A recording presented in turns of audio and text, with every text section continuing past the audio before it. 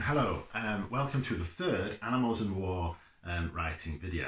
If you remember, in the last, well, we've had two videos, haven't we? The first one, we researched and planned. The second one, we made this first start to a story. And since then, you've been having a go at writing your stories, your first drafts. In the third video, we're going to do editing. So we're going to edit this and try and knock it into some shape. It's all right. It's not bad. I'm quite happy with it, but I think we can make it a lot stronger. So maybe at the end you could compare the two and see what you think. So first things first, I need some room on the side here. So I'm just going to take these off. So like before, we did a checklist to make sure we put the things we wanted to put into our passage of writing. So I think we should make another checklist of things we want to edit. So this is how I edit, and I think it's hard to edit because when you've written something, you just want it. Well, it's done. I can't, that's it. It's done. There you go. But if you spend time editing, rewriting, improving, you can make your piece of writing represent you better, and the person reading it is going to enjoy it more, and then everyone's happy, hopefully. But it's quite hard to think, oh, how am I going to change that? How am I going to improve that? But if you make yourself a checklist again of things you can, so the things you can do in editing, what can you do? Have a think. If you pause it now, have a think with editing. There you go. I think you can take away. That's one. You can add. What else can you do? You can add, you can take away, you can replace. And you can, what else? I'm just trying to think when I'm editing. You can, I suppose you can change the structure, can't you? You can change the structure of sentences. Structure. I've planned this session, honest. I'm just thinking of one more. Take away, add, replace. I suppose like one thing you can do is you can let's try and enrich it. Let's try and add some. I mean, there's no point in just adding fancy words just for the sake of adding fancy words. They've got to work. They've got to do something. It's like putting a fancy football player into a team. If they're not going to actually do any of the work, there's no point in having them in the team. But if you put a fancy footballer in and they work within the rest of the team, you're away, aren't you? And you start winning all your games. So that was a slightly dodgy metaphor. Anyway, so we're going to try and do all these things. So we're going to try and tick off those 5 things. And if we do that, if we make 5 changes based on those 5 things we just identified, this is going to be a better piece of writing. It's almost like mathematically proven, sure, that we are going to improve it if we just do those 5 things. So that's a list we can use in the future if you want to. So I'm just going to read it through, and then I'm going to try and find, and I'm going to underline bits that I think are a bit rubbish, and then we can see if we can fit one of those onto it. That's going to work, isn't it? The last 2 figures to climb aboard the plane on the midnight runway were a young, slim soldier, I don't like that, and his dog. And that's a bit boring, isn't it? This was it, D-Day. I like that bit. Emil frowned. Who's Emil? We don't know who Emil is, do we? Emil frowned, wiped the sweat from his forehead, tried to slow his breathing down. That's good. I like that. The engines fired. Remember, I didn't like that initially, did I? It was time to liberate Europe. I think we could add more. So 1, 2, 3, 4, 5. That's handy, isn't it? So I've got 5 ways of editing. I've got 5 bits that I can edit. So let's try and apply each of them, or one of them, to each of them. So Adding is great. So I'm concerned about down here. It was time to liberate Europe. I think we need more. Liberating Europe, it's such a broad concept, it barely means anything. It certainly doesn't mean anything to him initially, because if you remember Emile, his mum and dad are trapped in France. The Germans are, you know, being appalling to all the people who live there. So let's do a repetition. Repetition, I do it too much, repetition, but let's do it. It was time to liberate Europe. Time to and rescue his mum and dad. Time to make his mum and dad safe. I don't know. You don't have to rush. We can sit and think. It's all right to have times when we just sit and think.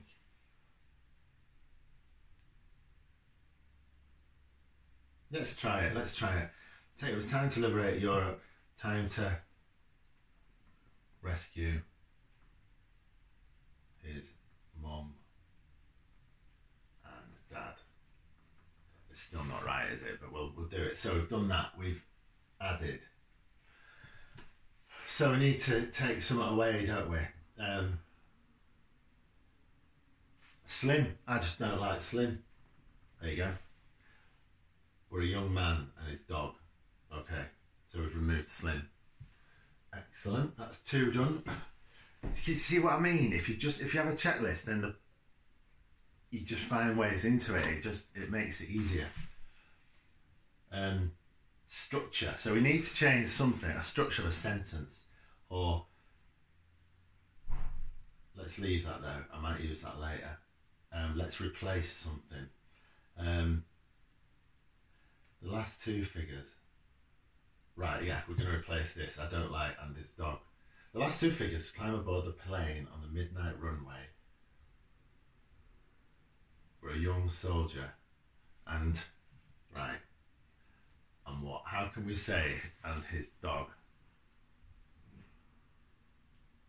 How's the dog going to be? Is he going to be nervous? A nervous looking canine? That sounds a bit like using fancy words for the sake of it, doesn't it? A plane on the runway for a young soldier and his. Should we do it the other way around?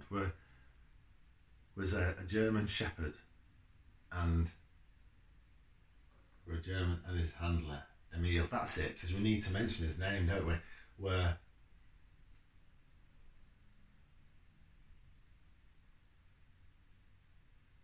plane on the runway where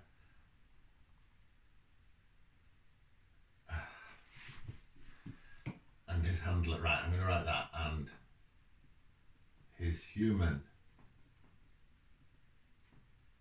handler, that's good. His human handler. Accidental alliteration there. Most alliteration is accidental, and then you leave it there and pretend that you're really clever putting it in, but actually when it comes to alliteration it just happens and you think, oh, I'll have that. So there you go. So, and his human, so we're what type would it be? A fierce dog, a nervous looking dog, a brave World War II parrot, a brave world. I hope you can read this. Hang on, I'll just get rid of that. Then you're sort of contextualising it, aren't you? You sort of saying this is World War II. Let's read it. This might be rubbish. But the last 2 figures to climb aboard the plane on the midnight runway were a brave World War II paradog and his human handler, Emile. Right. Is that better? I think that's better. So we've replaced. Right. Structure. Enrich. So we need to enrich. What else do we have to do? We've dealt with that. We've dealt with that way. So we need to enrich. So this fire, the engine's fired. We need to enrich that. The engine's fired. Senses, the senses, right? So we're hearing things. So we need to hear, the engine's fired. Can you see that far across? You can't you? The engine's fired, booming. Then then, how do you say letting off, letting out, emitting, then coughing out, something of smoke, then coughing out, clouds of smoke. Clouds, that was a bit obvious, wasn't it? Clouds of smoke. Right. So in that one, we have enriched it. The engine's fired, booming. How about the engine's boomed? Boomed. Ugh. Do you see what I mean? If you keep changing, it can get better. The engine's boomed, then cough, then that has to be coughed, doesn't it? And once you change one thing, you have to change a couple of other things. That's why I read it aloud, which I do when I'm writing. The engine's boomed, then coughed out clouds of noxious. How do you spell noxious? How do you spell noxious? I have absolutely no idea. It must be. Is it like that? I don't think it is it? Anyway, well, don't worry about spelling. Write the word and then you can find out how to spell it later, but I suspect it's not that way. The engine's boomed, then coughed out clouds of noxious smoke. Excellent. So we've done the enrich. Structure. You don't have to do everything, by the way, on the list.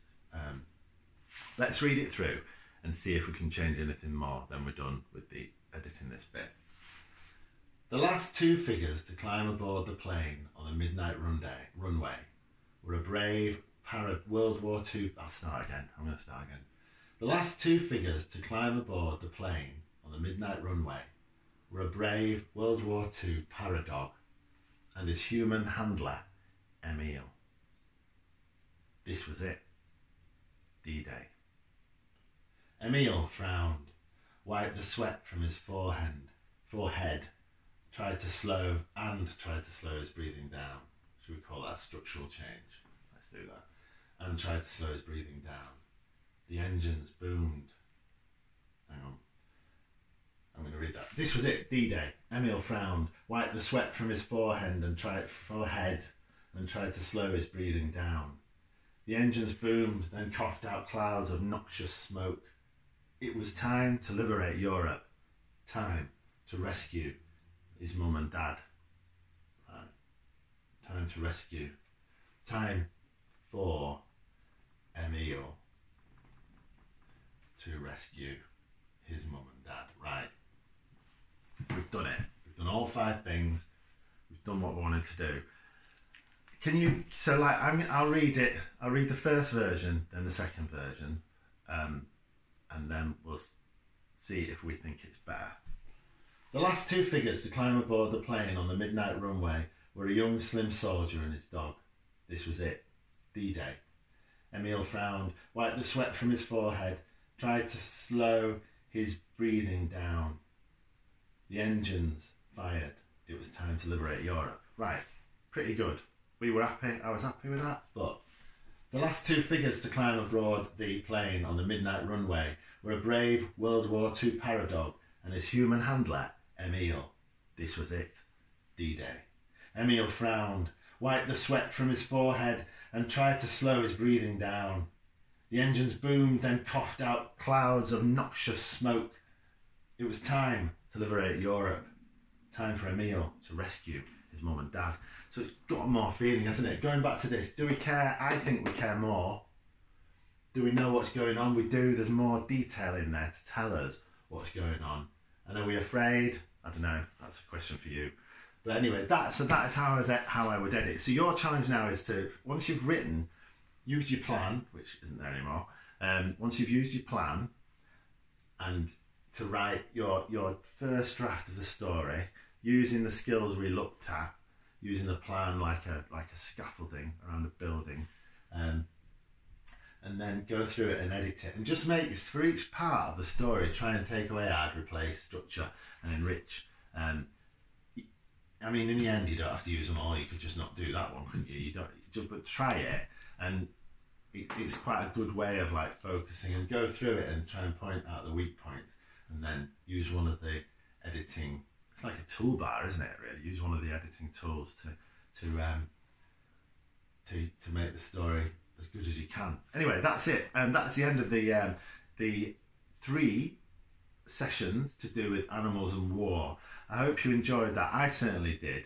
And I really good luck with your writing. And remember, it's not easy, but if you develop sort of skill, like techniques and skills, almost like you're doing maths with writing, you can make it easier.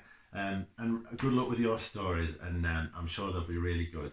And all the best to you and your families this summer and beyond. Thank you very much.